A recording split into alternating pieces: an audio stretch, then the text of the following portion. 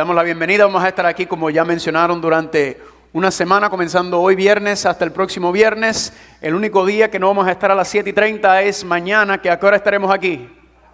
A las 4 de la tarde, muy bien, a las 4 de la tarde tendremos un mini concierto con nuestra hermana Maribel Soto y luego entonces entraremos a la programación, así que ¿cuántos están gozosos? ¿Cuántos están contentos?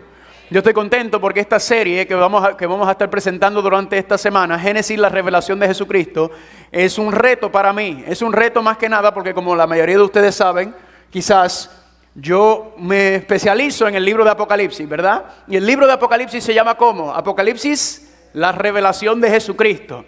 Pero la Biblia me dice a mí que toda la Biblia exalta y resalta a Cristo Jesús. Entonces el libro de Génesis también es una revelación ¿de quién? Vamos a ver que es una revelación también de Jesucristo. Y de hecho, mi libro favorito es el libro de Apocalipsis, pero mi segundo libro favorito es el libro de Génesis, porque van tomados de la mano, así como va Daniel y el libro de Apocalipsis. Génesis y Apocalipsis también. De hecho, en Génesis comienza todo y en Apocalipsis es que ¿qué? Es que todo termina. Y vamos a ver, familia, que si nosotros logramos entender los primeros 3 capítulos de Génesis, vamos a entender todo el plan de salvación. El libro de Génesis es el eje, es el enfoque, es la base sobre todo lo que ocurre en el resto de la Biblia. ¿Cuántos dicen amén? Gloria a Dios. Y el primer versículo de Génesis, ¿cuál es? Génesis capítulo 1, versículo 1, ¿cómo dice? En el principio creó ¿quién? Los cielos y la tierra. Yo me voy a postrar para pedir la dirección del Señor. Si usted me quiere acompañar, lo puede hacer, si no puede inclinar su cabeza, su rostro, ahí en donde se encuentra. Padre Santo, Padre Gloria, te damos gracias por la bendición y el cuidado que has tenido con nosotros y te damos gracias por habernos traído aquí para estudiar tu palabra. Te pedimos, Padre, que ahora tu Santo Espíritu nos dirija a nuestros corazones para que podamos contemplar y entender y profundizar en tu palabra. Tus ángeles nos acompañen, Padre, y que podamos disfrutar y deleitar de tu presencia. Gracias por esta bendición, este privilegio, y todo esto te lo pedimos en el nombre de Jesús. Amén. ¿Cuántos dicen amén? Le damos gracias a los distritos de Trujillo Alto, ¿verdad? Esto no es una programación de la asociación, sino es una programación de las iglesias de Trujillo Alto. Así que todos los que no son de esos distritos, gracias por venir, gracias por estar aquí. ¿Cuántos dicen amén? Así que, tocando nuevamente, Génesis capítulo 1, versículo 1. En el principio creó Dios, ¿lo qué? Los cielos y la tierra. Ese versículo va a ser la base y el fundamento sobre todo lo que vamos a estudiar durante esta semana. Y de hecho vamos a ver, familia, que esta es la base, este es el versículo pilar para entender el resto de la Biblia. Este es el fundamento para entender todo. El principio es que Dios hizo ¿qué? Que Dios creó desde el principio ¿qué cosa? Los cielos y la tierra. De hecho, en ese versículo nos vamos a tardar por lo menos los primeros 3 o 4 temas, solamente en Génesis capítulo 1, versículo 1. Así de profundo, así de intenso, así de increíble es ese versículo. ¿Cuántos están conmigo? Gloria a Dios. Ahora, Génesis es quizás el libro más controversial de la Biblia, especialmente los capítulos del 1 al 11, ¿verdad?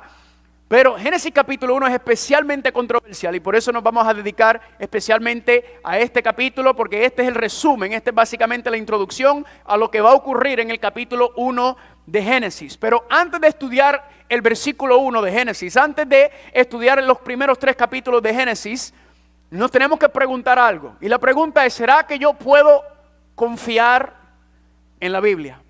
¿Será que yo puedo confiar en la palabra de Dios? ¿Por qué se lo digo? Porque yo tuve una etapa en mi vida, familia, donde yo era un incrédulo. Yo no creía en el Dios de los cristianos, yo no quería saber del Dios de los cristianos, yo no lo quería ver ni en pintura. Y cuando yo empiezo por las diferentes etapas de mi vida y por cosas que voy a ir explicando durante este seminario, porque básicamente este seminario es un estudio de cómo fue que Dios me llevó. Yo solamente voy a compartir con ustedes mi experiencia por medio de la Biblia. ¿Cuántos dicen amén? Y vamos a ver entonces que Génesis capítulo 1, familia, y todo el libro de Génesis verdaderamente es un reto a la fe, es un reto a la lógica, es un reto al razonamiento. ¿Están conmigo?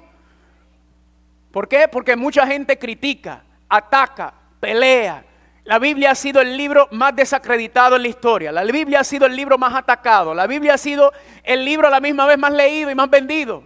O sea, tiene estos dos extremos la Biblia, donde crea unas emociones fuertes tanto positivamente, pero también de manera negativa. Y por eso es tan importante, familia, que lo estudiamos y lo entendamos. Y cuando empecé a buscar, cuando miré la Biblia, dije, ¿será que este libro verdaderamente es de origen sobrenatural? ¿Será que este libro verdaderamente tiene un origen divino? Y voy a compartir con ustedes cómo fue que yo llegué a entender y creer que la Biblia es la palabra de Dios. Amén.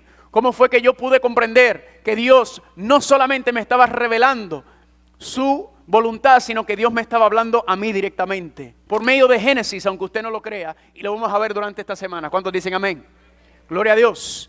Así que cuando hablamos de la creación, familia, cuando hablamos de cómo Dios hizo todas las cosas, antes de poder hablar de todo esto, tenemos que preguntarnos, ¿será que yo puedo confiar en la Biblia? ¿Cuántos se preguntaron eso alguna vez en su vida, verdad? ¿Será que yo puedo? ¿Cómo yo sé que la palabra de Dios es verdad? ¿Cómo yo sé que la palabra de Dios es auténtica? ¿Cómo yo sé que la palabra de Dios es confiable? ¿Cómo yo sé que no es un gran libro con un montón de historias y relatos y mitología y cosas, cuentos bonitos? ¿Cómo yo sé que la Biblia es verdad? Y para eso, familia, entonces, la pregunta que nos vamos a contestar en esta mañana es, ¿podré confiar y creer en la veracidad de la Biblia? ¿Cuántos dicen amén?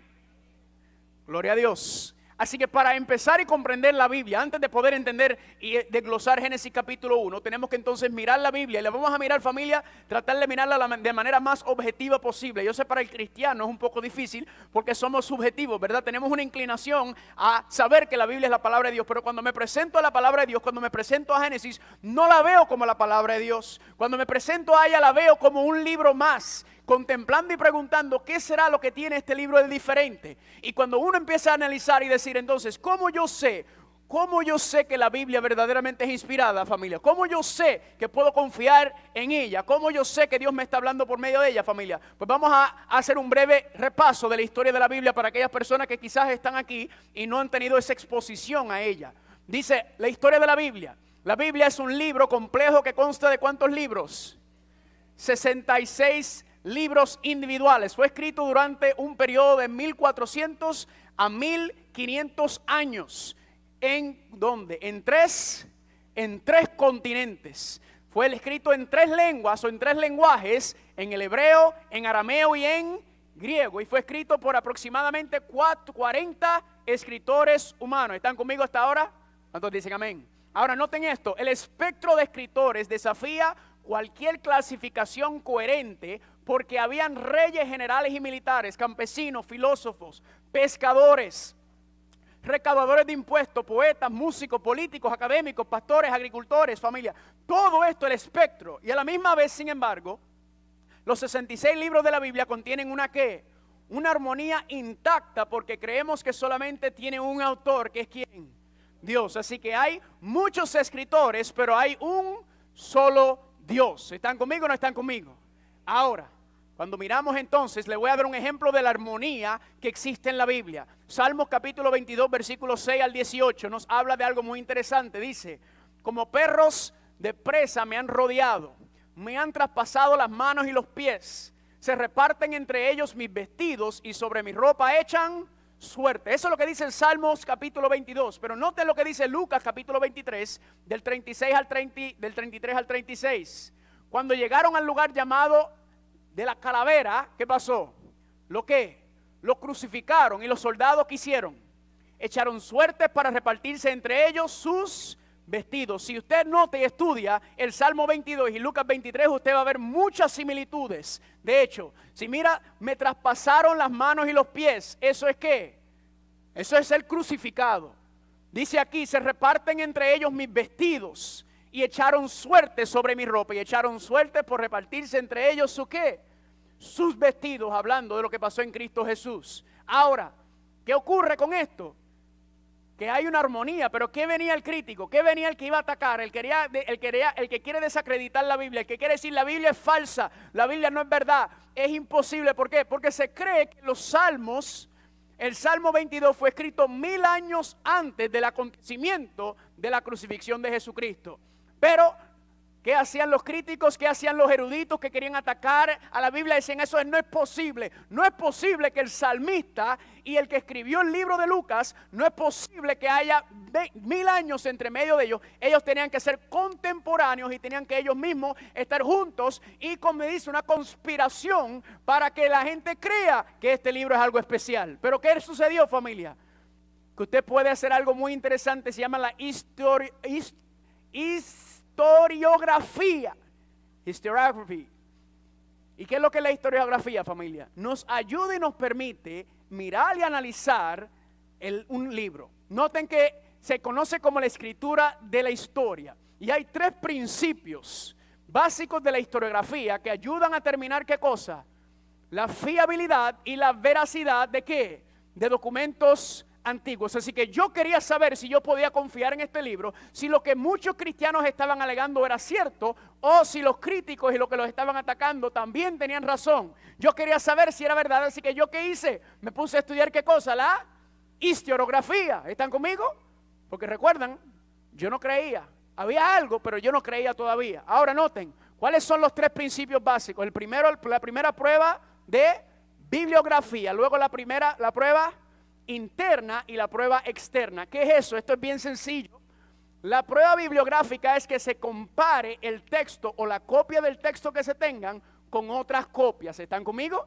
Porque como son libros o manuscritos antiguos, entonces para comprobar si es veraz, si es cierto, si es verdad, entonces ¿qué tiene que hacer? Tiene que comparar las copias que tengan con las otras copias. Si la puedes comparar con el original, mucho mejor, pero en este caso no es posible con la Biblia, ni con mucho, la mayoría de los escritos antiguos que hoy en día utilizamos, no es posible hacerlo. Lo que tenemos son copias. ¿Están conmigo?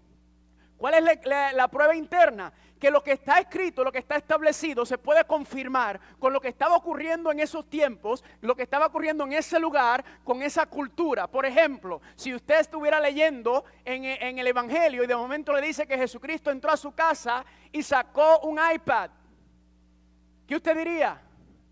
Eso no cuadra, ¿verdad que no? ¿Por qué? Porque en los tiempos de Jesucristo no había ¿qué? No había iPad, ¿verdad? Entonces, eso no cuadraría, eso sería prueba interna de que ¿qué? De que este libro no se escribió en esa época, sino que se escribió en otro tiempo. Le estoy dando un ejemplo extremo para que podamos entender lo que es la prueba interna. ¿Están conmigo? Tiene que ir de acuerdo con lo que ya se ha escrito históricamente sobre la cultura, sobre los tiempos, sobre el lugar y sobre las costumbres que se hacían en ese tiempo o cuando lo que se determina que fue escrito en ese momento. ¿Están conmigo o no están conmigo? Y la otra es la prueba externa. ¿Qué es la prueba externa? La prueba externa es, ¿habrá o hay evidencia externa fuera de ese libro o de ese manuscrito antiguo que confirme lo que está escrito ahí? ¿Cuántos están conmigo? Así que estos son los 3 pilares básicos para entender si un libro es fiable, si podemos confiar en él y si es veraz, si podemos saber que está hablando y diciendo lo que es verdad. ¿Cuántos están conmigo? ¿Cuántos dicen amén? Así que les muestro esta gráfica. Estos son los manuscritos existentes del Taná. El Taná sería lo que se considera las escrituras hebreas o lo que le llaman el Viejo Testamento.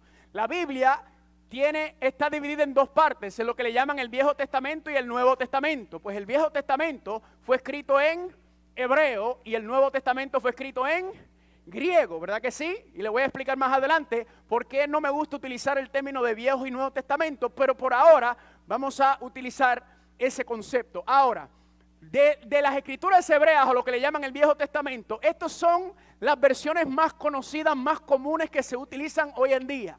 Aquí está lo que se conoce como la Septuaginta, que está en griego. Lo que significa es que aunque fue originalmente escrito en hebreo, se hizo una traducción al lenguaje de griego. La Peshitta es siriana, la Vulgata, latín, la Masorética en hebreo, la Pentateuca en alfabeto samaritano, que es la Pentateuca samaritano, y la Targum, que es la arameo. ¿Qué es lo que pasa? Que como no tenemos los escritos originales, ¿qué estamos? Lo que tenemos son copias, y muchas de esas copias han sido ¿qué? Traducidas a otro idioma. ¿Están conmigo o no están conmigo hasta ahora? Ahora, noten algo muy interesante, porque de cuándo tienen entonces la copia más antigua de estos escritos en estos idiomas que fueron traducidos. Pues mira, si usted nota, casi todos son después de Cristo, o sea, en la era moderna, ¿verdad? El siglo IV es la versión de la Septuaginta, que es la Biblia traducida del hebreo al griego, la más vieja del siglo IV, es la que se tenga completo.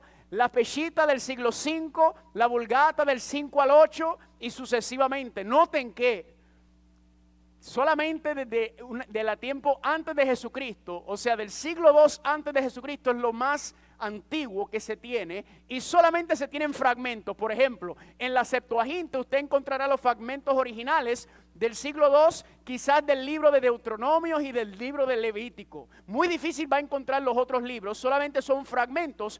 Completo la Septuaginta, la versión que se tiene, es del siglo IV después de Cristo. ¿Están conmigo o no están conmigo?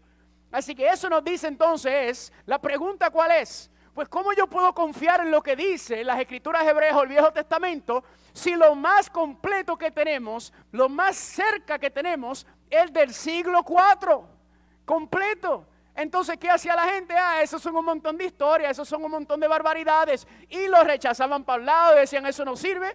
Y yo pues, hasta que ocurrió algo, ocurrió un evento arqueológico muy importante, que fue que los rollos del Mar Muerto. ¿Cuándo has escuchado sobre los rollos del Mar Muerto? Amén. Algunos. ¿Qué pasó con los rollos del Mar Muerto? Aquí fue, familia, donde todo se tiró patas arriba, como decimos, para todos los críticos y todos los que estaban atacando la Biblia. ¿Y qué es? Dice aquí, los manuscritos del Mar Muerto, o rollos del Qumrán, son llamados así por hallarse los primeros rollos en 11 cuevas situadas en Qumrán, a orillas del Mar Muerto, encontradas entre el 1946 y el 1945. Aquí fue donde se encontraron estos escritos. Número 2, son una colección de alrededor de ¿cuánto?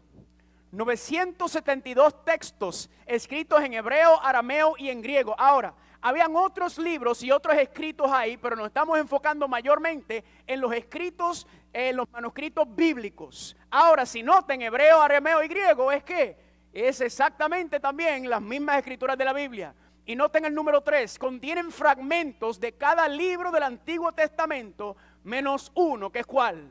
Menos el libro de Esdras. En otras palabras, cuando encontraron los rollos del Mar Muerto, encontraron unas versiones de Biblia que no sabían de cuándo eran ni de dónde eran. Recuerden, la más vieja completa que tenemos es del siglo II, en el tiempo moderno.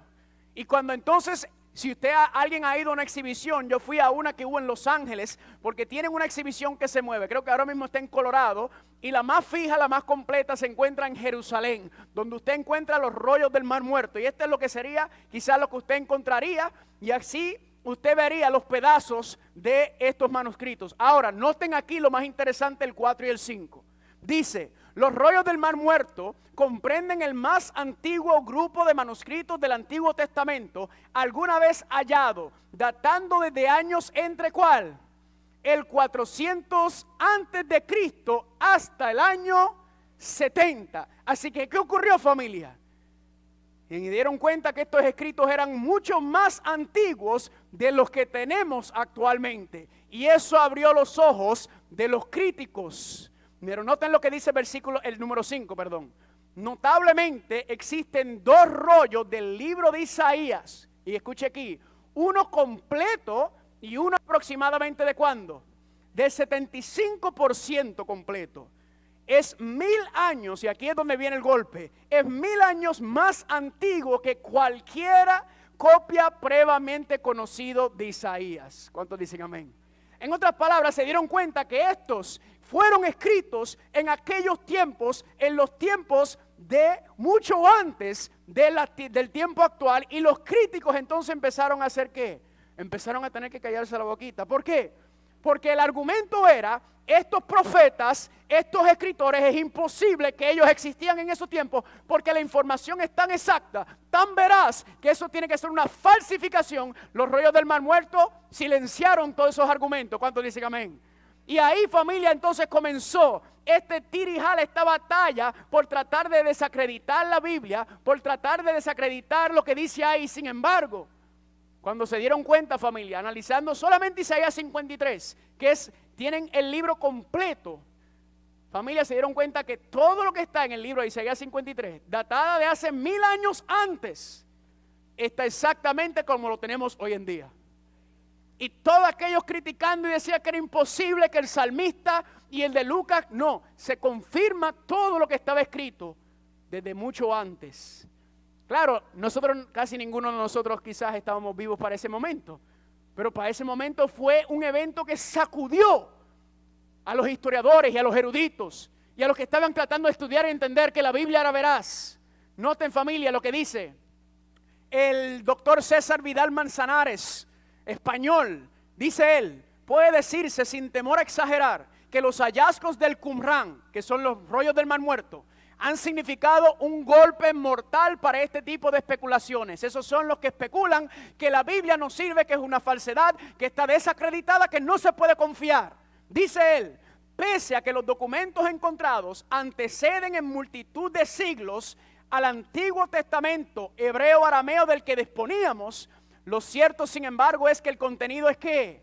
Semejante. Dice él, lejos pues, hablando de los rollos del Mar Muerto, de ser un semillero de revelaciones que llevarían a tambalearse a las grandes religiones universales de corte monoteísta, dice él, en realidad la biblioteca del Qumrán es un palpable testimonio de que las escrituras del Antiguo Testamento se han transmitido con una fidelidad extraordinaria a lo largo de los siglos. ¿Cuántos dicen amén? Así que ahora los historiadores estaban viendo y dándose cuenta, al leer y estudiar y analizar los rollos del Qumrán, que verdaderamente lo que nosotros tenemos hoy en día es lo mismo que se tenía hace mucho tiempo antes de Cristo, incluso el mismo tiempo de Jesucristo. Porque miren lo que dijo este arqueólogo llamado Dr. Brian Wood, es un asociado de investigación bíblica. Dijo él, los rollos del Mar Muerto probablemente han tenido el mayor impacto bíblico conocido. ¿Por qué? Porque han proporcionado los manuscritos originales aproximadamente 1000 años antes que el actual manuscrito más antiguo del Antiguo Testamento. Los rollos del Mar Muerto, dice él, han demostrado que el Antiguo Testamento fue transmitido ¿con qué? Con precisión durante este intervalo de 1000 años. Además proporciona una gran cantidad de información sobre los tiempos principales hasta y durante ¿quién? La vida de Cristo. ¿Cuántos están conmigo? ¿Cuántos dicen amén? Y entonces, familia, ahí empezó cuando se dieron cuenta, ok, ahora, ¿qué vamos a hacer? Vamos a atacar, a seguir atacando la Biblia, pues vamos a mirar la prueba interna y externa.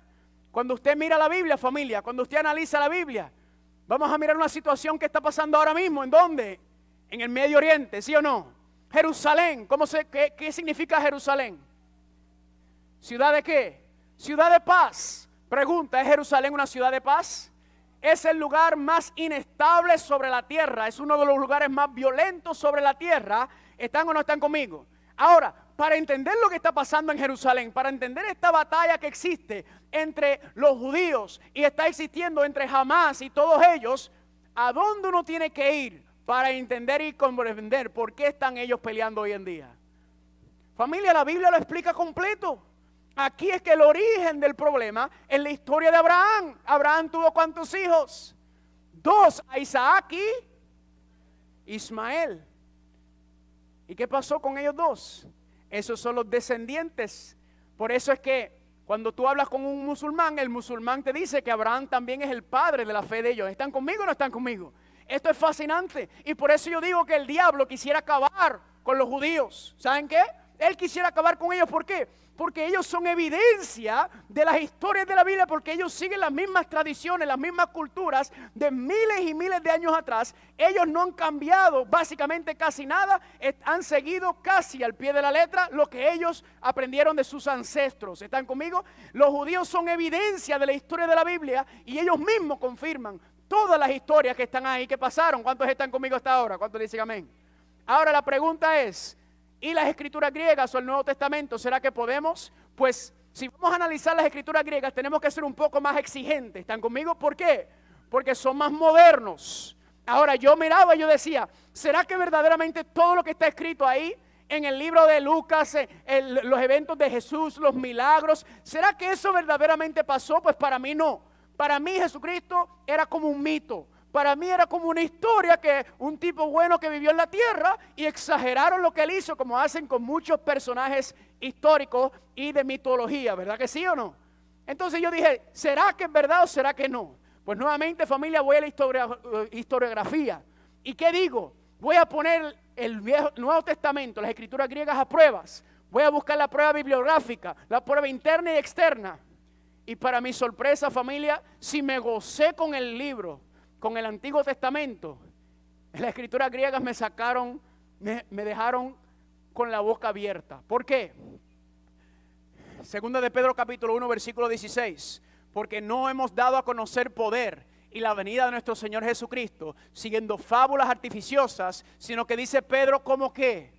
Como habiendo visto, ¿con qué? Con nuestros propios ojos su majestad. Pedro cuando escribe, Pedro no está diciendo, esto no me lo contaron, esto no me lo dijeron, esto yo lo viví, esto yo lo escribí, porque esto fue lo que yo vi con mis propios ojos. Y noten que hay varios ejemplos de eso, pero me gusta el de Lucas, capítulo 1, del 1 al 4. Miren lo que dice Lucas. Lucas no era judío, era gentil.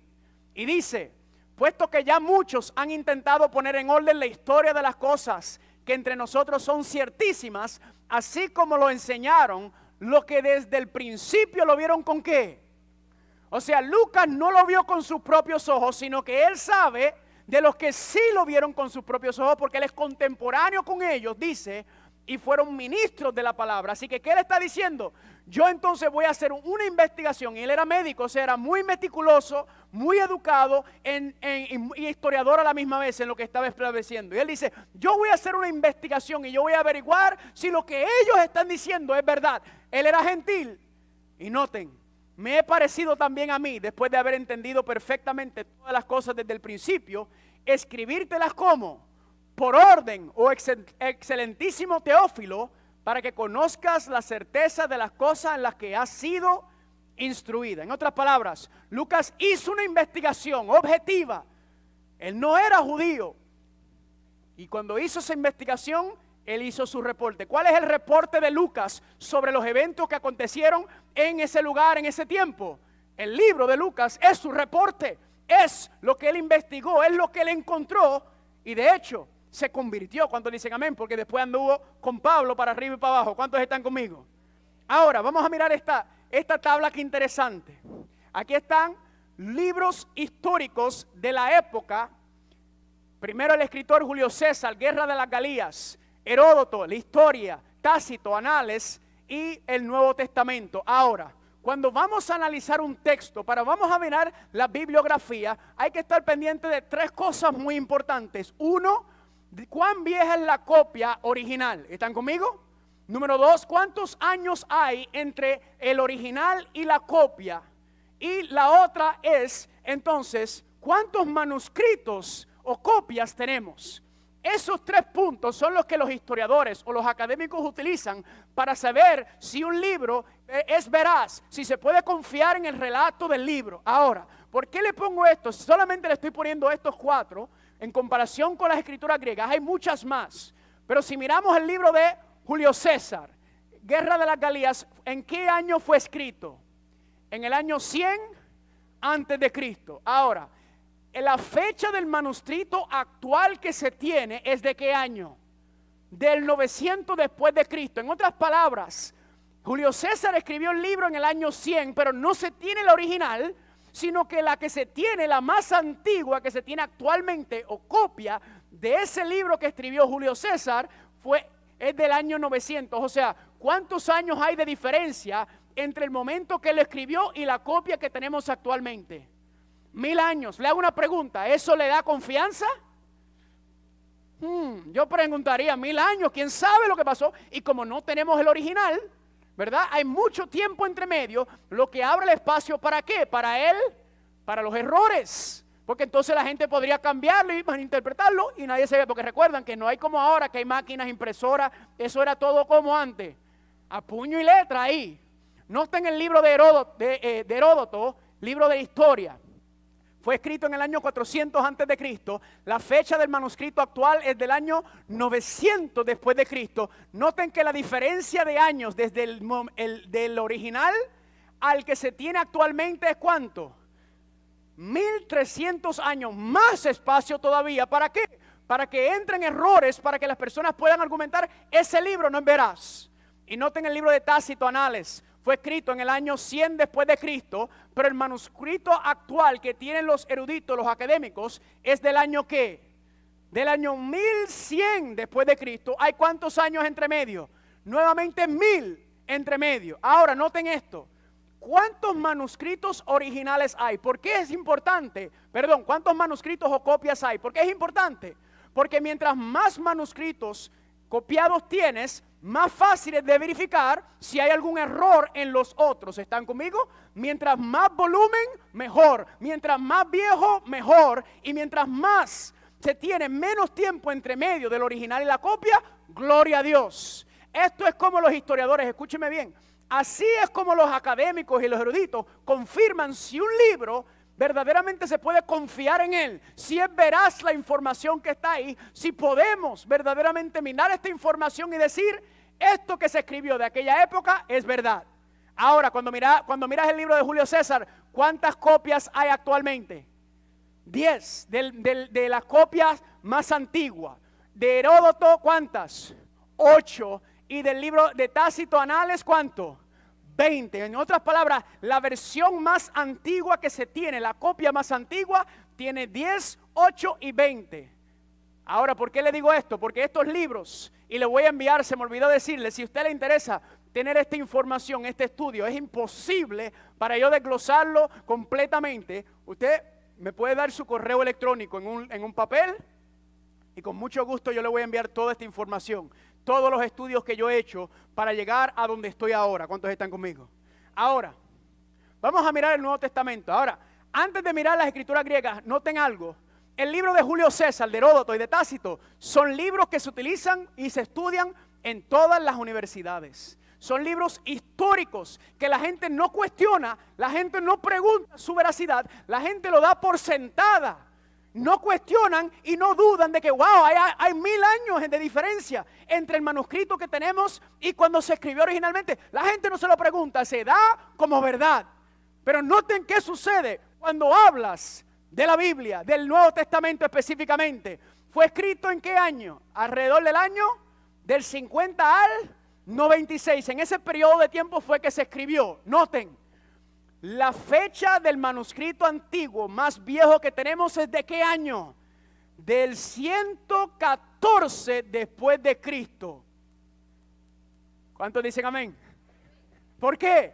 Porque la cantidad de tiempo que existe entre cuando originalmente se escribió y la copia del manuscrito más antiguo que tenemos, ¿cuánto tiempo es? De 20 a 60 años. ¿Cuántos dicen amén? O sea, relativamente ¿qué? Cerca, lo que ayuda ¿a qué? A saber que si fuera alguien a cambiarlo, sería mucho más difícil porque está tan cerca del acontecimiento original. Ahora noten, familia, y esta es candela, ¿cuántos manuscritos, cuántas copias del manuscrito antiguo hay? Solamente estoy hablando en griego. ¿Y quieren saber cuántos hay, familia? 5,660. En griego, 5,000. Hay copias en griego de casi 6,000 ejemplares del manuscrito más viejo. ¿Cuántos dicen amén?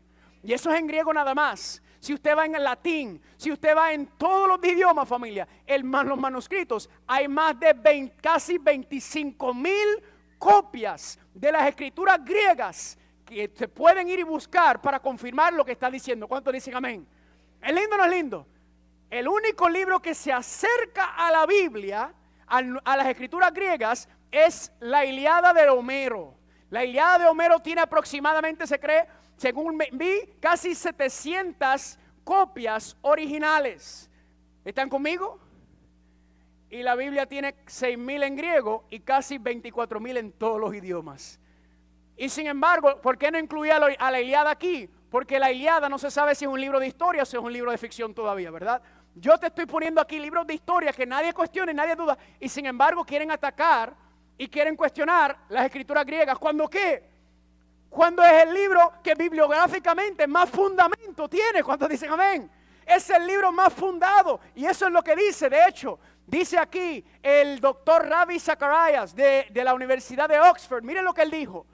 En términos reales, el Nuevo Testamento es fácilmente la escritura antigua mejor atestiguada en cuanto a la gran cantidad de documentos, que son casi 25,000, el tiempo transcurrido entre los hechos, que son ¿cuánto? Solamente de 20 a 60 años, y la variedad de los documentos disponibles para sostenerla. ¿Cuántos están conmigo? Dice No hay nada, dice el doctor, en la evidencia de ningún otro manuscrito antiguo que se asemeje a esta disponibilidad y la integridad textual. ¿Cuántos dicen amén? Los eruditos dicen, cuando tú analizas y estudias la historicidad de las escrituras griegas, nada se compara a él. No hay ningún otro libro antiguo que se compara en su fundamento bibliográfico.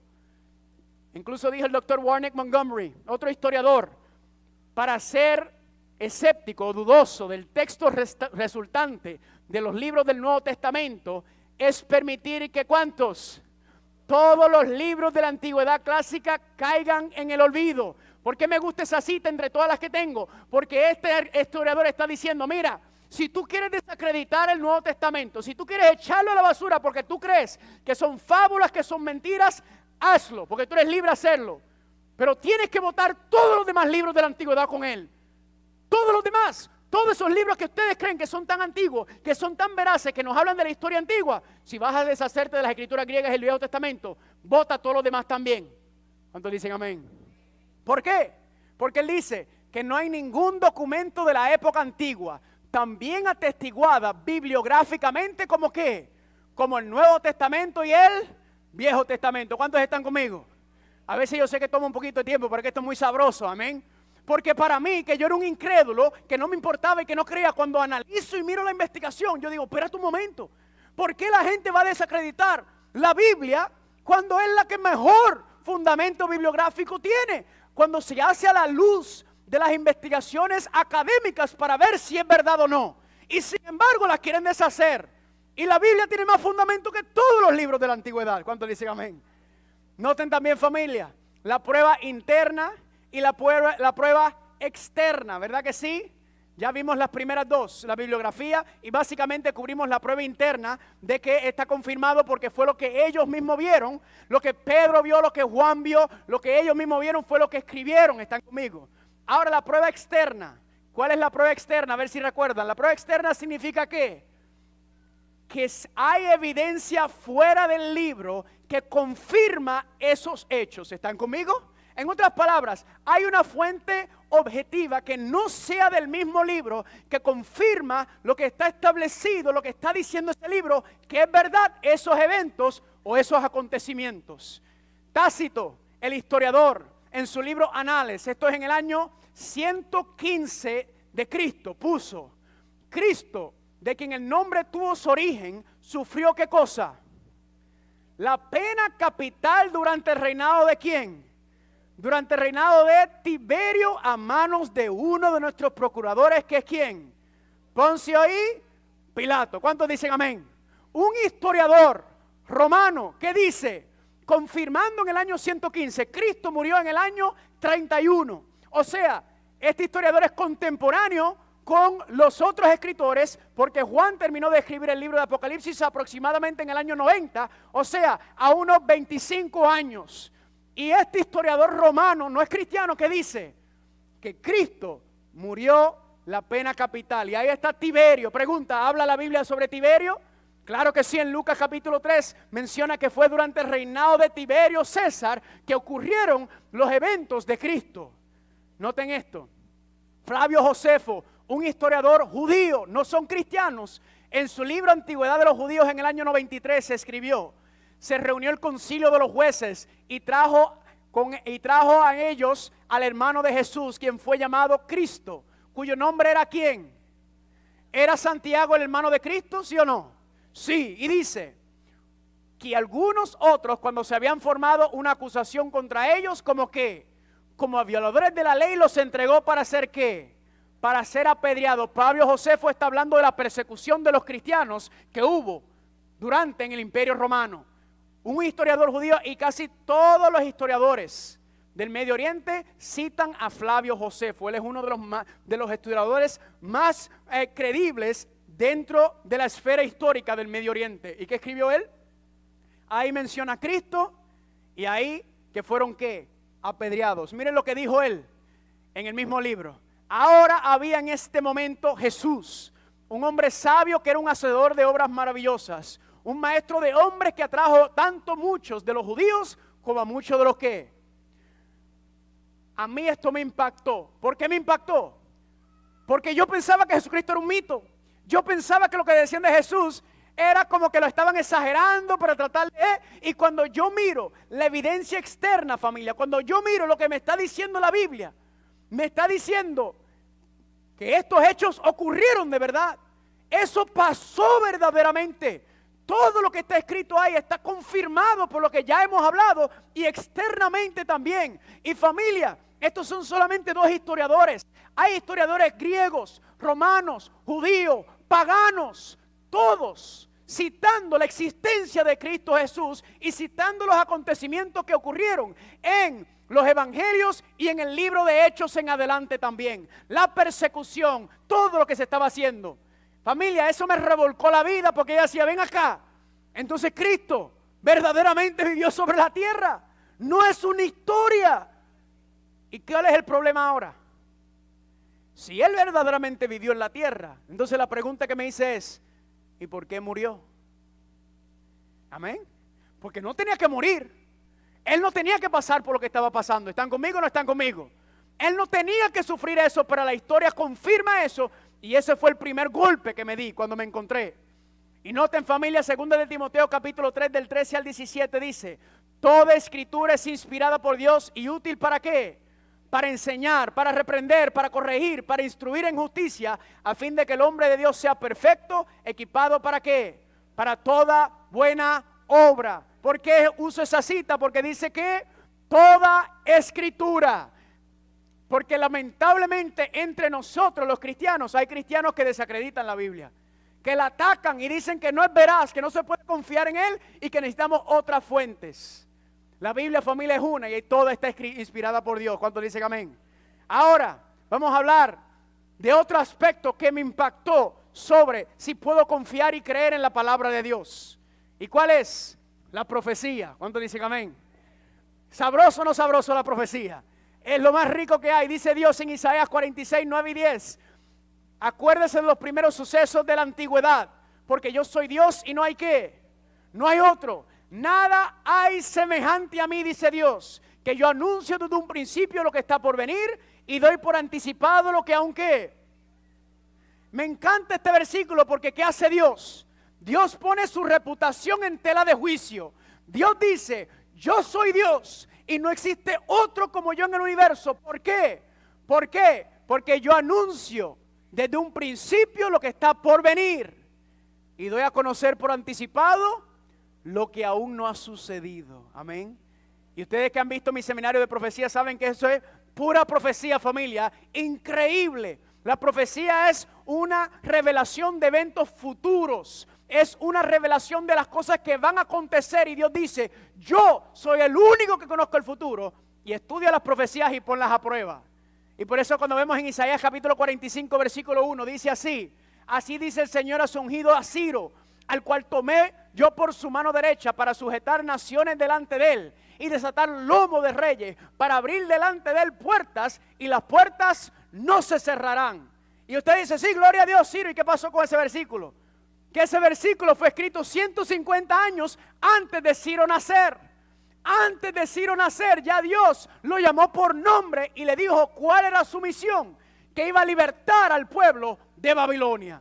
Gloria a Dios. Ahora, antes no se podía confirmar, antes lo atacaban, pero cuando salieron los rollos del Mar Muerto, confirmando que esos libros fueron escritos en la época que fueron, ¿qué hicieron los críticos? Se tuvieron que callar la boca. ¿Cuántos dicen amén?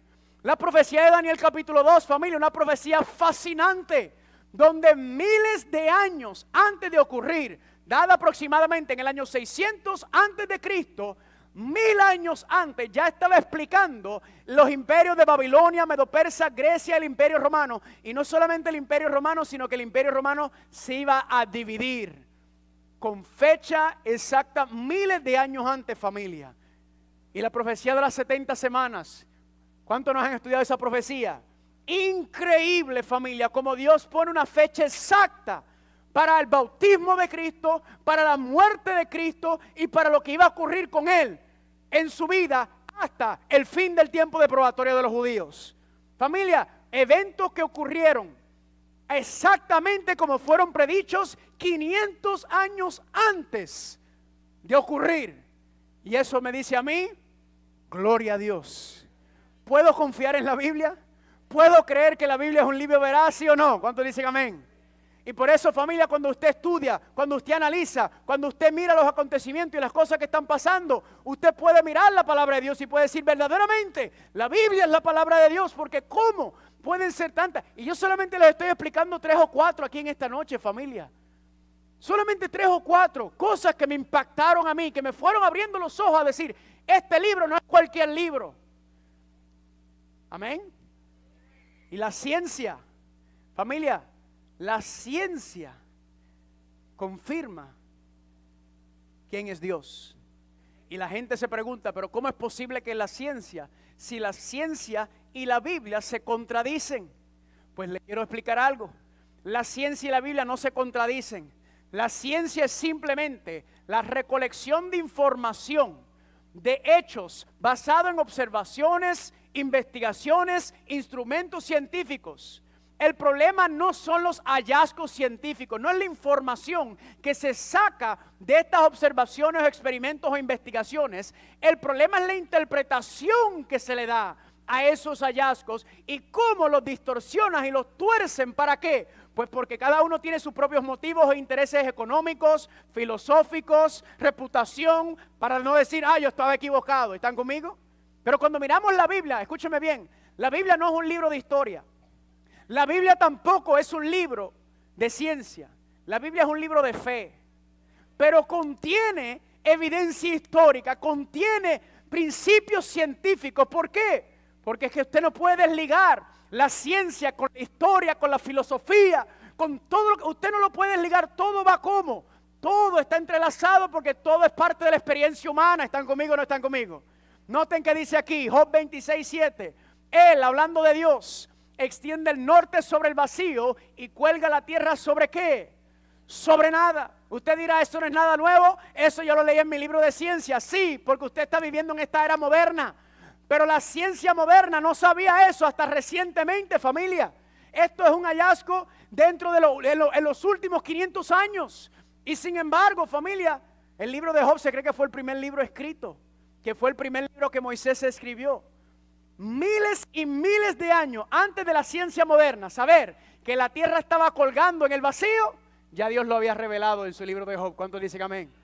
Noten aquí también, Levítico 17:11, y es que la vida de todo está ¿en dónde?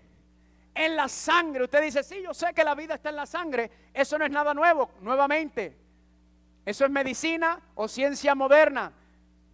El libro de Levítico, familia, escrito hacen miles y miles de años antes de saber que esto era verdad, que la sangre del ser humano, si sacas la sangre, ¿qué pasa? Se muere el ser humano. Salmo 104, versículo 1 y 2. Dios mío, el que se cubre de luz como de vestidura, el que extiende los cielos como una ¿qué? Como una cortina. Increíble. ¿Por qué? Porque hoy en día la cosmología, la astronomía, mejor dicho, el estudio de los astros, no la astrología, la astronomía que han encontrado los científicos modernos. Cuando analizan y miran el universo está ¿qué? Se está expandiendo. El universo está creciendo. Dios dice desde el Salmos que Él extiende los cielos como una cortina. 1000 años antes de la ciencia moderna, entender que el universo se está expandiendo, ya la palabra de Dios lo decía. ¿Cuántos dicen amén? ¿Están o no están conmigo? ¿Quién es este que está aquí? Cristóbal Colón. ¿Qué era el consentimiento? ¿Cuál era la idea general de los eruditos y académicos y científicos de los tiempos de Cristóbal Colón? Que la tierra era ¿qué? Que la tierra era plana. Eso es lo que el consenso general que había. Y sin embargo, mire lo que puso Cristóbal Colón en sus escritos. Dijo, este presente año 1492, después de vuestra alteza haber dado la guerra a los moros, pensaron enviarme a mí, Cristóbal Colón, a las costas de la India. Para la ejecución de mi empresa de viaje a las Indias no he utilizado ni razón, ni matemática, ni mapas, sino solo apliqué lo que había dicho ¿quién? Noten que Cristóbal Colón se iba a aventurar en lo que todos pensaban que era una misión suicida, porque si se tiraba sobre la tierra, ¿qué iba a pasar? Se iba a caer y se iba a ir por ahí. Y Cristóbal Colón dijo, yo no estudié, no escuché ni a los académicos, ni a los eruditos, ni a los mapas, ni nada, sino dice, yo escuché solamente lo que dijo ¿quién? El profeta Isaías. La pregunta es, ¿qué fue lo que dijo el profeta Isaías? Que Cristóbal Colón se atrevió a aventurar. Dice Isaías 40:22, ¿acaso no lo saben? Nunca lo han oído, nunca les dijeron desde el principio. ¿Acaso nadie les enseñó esto desde que se fundó la tierra? Él, Dios, está sentado ¿sobre qué? Sobre el globo de la tierra. ¿Cuántos dicen amén? Esa palabra donde aparece globo es el círculo, la esfera. Cristóbal Colón no escuchó a los científicos modernos, sino primero escuchó ¿a quién? A Dios por medio de su palabra, y dijo, la tierra es una esfera, y por eso se atrevió a aventurar. ¿Cuántos dicen amén? Gloria a Dios. Dice el doctor Peter Stoner, este científico era el director de astronomía, matemática e ingeniería de Pasadena College. Ya él murió. Él aplicó las leyes de la probabilidad de las profecías mesiánicas de la Biblia. En otras palabras, él y sus estudiantes sacaron todas las profecías mesiánicas, de las cuales hay más de 150 profecías que hablan de la vida de Cristo Jesús en las escrituras hebreas o en el Viejo Testamento. Y él y sus estudiantes por varios años estudiando y sacando la probabilidad, dijeron, ¿cuál es la probabilidad de que todas estas profecías se cumplan en una sola persona? ¿Cuál es esa probabilidad? Y mire lo que encontraron. Sacaron 8 profecías mesiánicas y encontraron que para que 8 profecías mesiánicas se pudiera cumplir en la vida de una sola persona, era 1 en 10 a la potencia 17. En otras palabras, 1 en 100 sillones. 8 nada más. Luego lo aplicaron con 16 profecías y encontraron que la probabilidad de que se cumpliera en la vida de uno es 10 a la potencia 45. Científicamente eso es casi cero, imposible.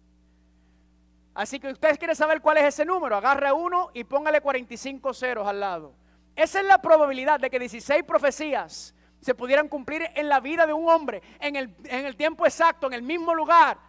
Luego, familia, agarraron 48 profecías y encontraron que era 1 a la 10 a la potencia 157, familia.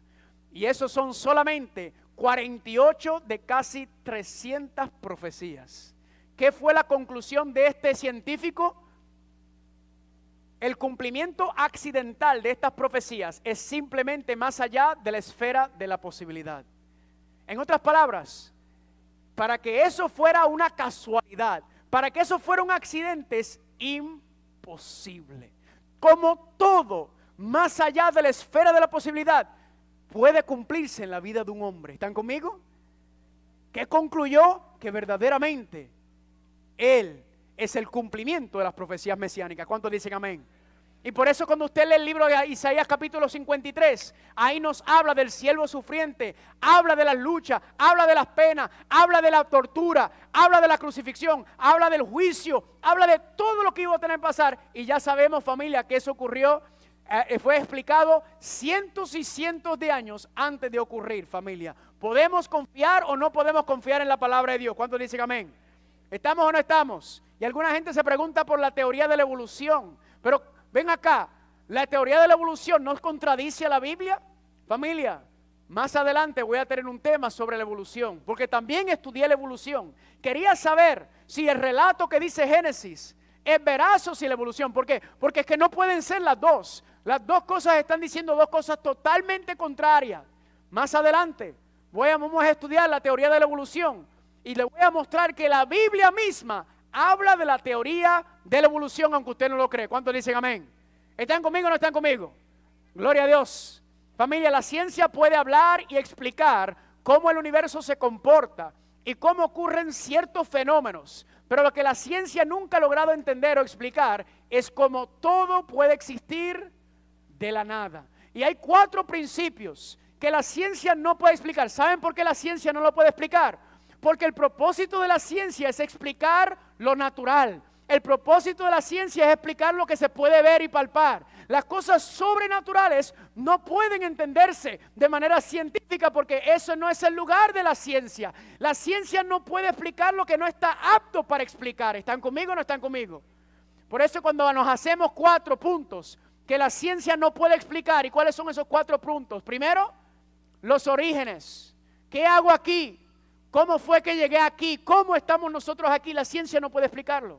Número 2, ¿los qué? Me brinqué ahí. El propósito. ¿Para qué estoy aquí? ¿Para qué tú estás aquí? ¿Cuál es la función? Preguntas que yo me hacía, que me confundían, que decían, pero ¿será esto todo? ¿Vivo y me muero y se acabó? Número 3, la moralidad. ¿Cómo determinamos qué es lo bueno y lo malo? ¿Quién sabe qué es el bien y el mal? ¿Quién lo determina? ¿Quién lo establece? La ciencia no puede hacer eso. Y la última, la vida futura. ¿Qué ocurre después de la muerte? ¿Qué ocurre? ¿Qué hay después? La ciencia no lo puede explicar. ¿Saben por qué, familia? Porque eso son preguntas de la conciencia. Y la ciencia no puede entrar dentro del cerebro de una persona para entender y comprender de dónde vienen estas preguntas, porque esto viene de lo más profundo del ser humano.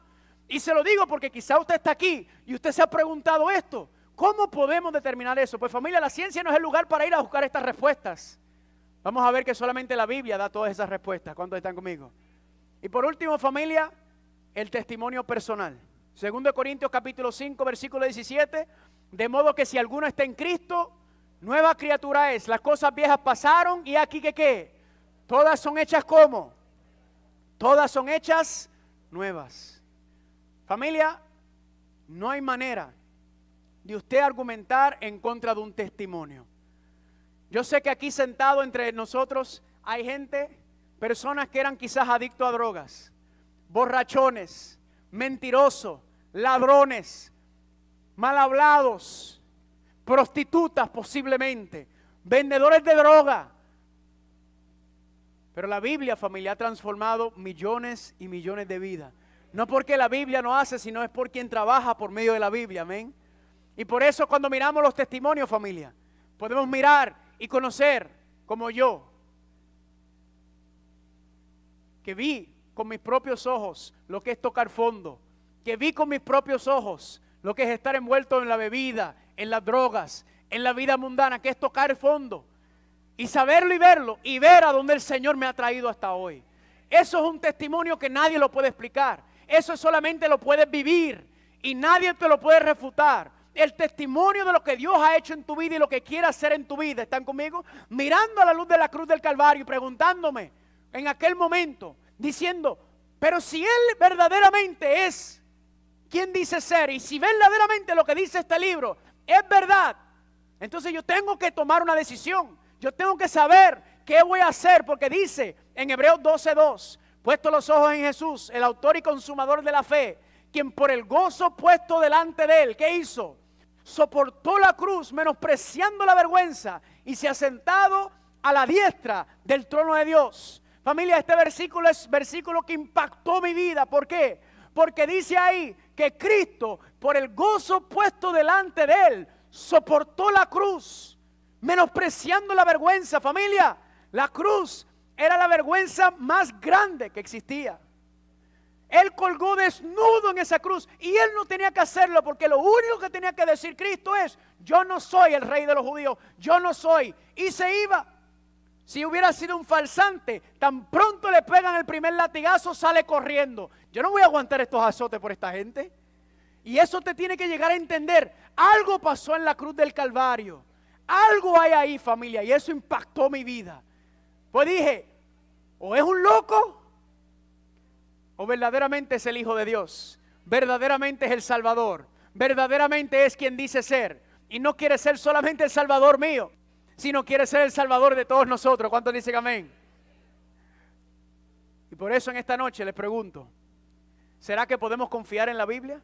¿Será que la Biblia es un libro veraz? ¿Será que es un libro auténtico? Familia, todas las evidencias internas y externas, todo me enseñan y me muestran que yo sí puedo confiar en la palabra de Dios. ¿Están conmigo? Aún el versículo más difícil, Génesis capítulo 1:1, que dice que en el principio creó Dios los cielos y la tierra. Pregunta, ¿será que podemos confiar en ese versículo también?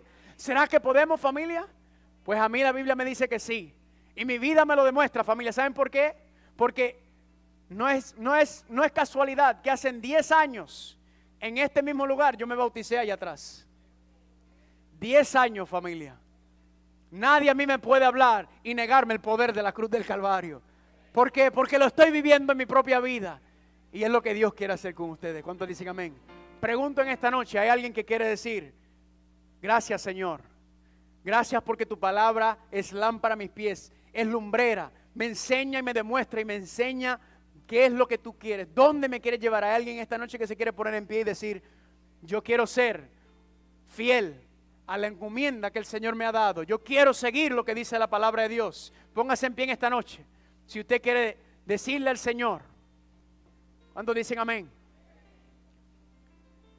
¿Podemos confiar en la Biblia? Yo traté en esta presentación en el tiempo que tengo, tratar de mostrarle la evidencia, pero familia, es mucha información y solamente en este poquito, especialmente, vamos a ver más adelante que voy a hablar. La razón por la cual quiero hablar de estos temas es porque hay muchos jóvenes que están siendo llevados por las filosofías y los engaños del mundo. En todos los niveles se están haciendo preguntas filosóficas, científicas, históricas, cuestionando y atacando la Biblia, y muchos se están apartando. Y durante este seminario, durante esta semana, le voy a dar el caso de una persona que es quien me llevó a estudiar más profundamente estas cosas para compartirlas, porque vamos a entrarle lleno en el libro de Génesis. ¿Cuántos dicen amén? Pregunta: ¿hay alguien aquí en esta noche que tiene una lucha, una batalla, tiene una petición especial?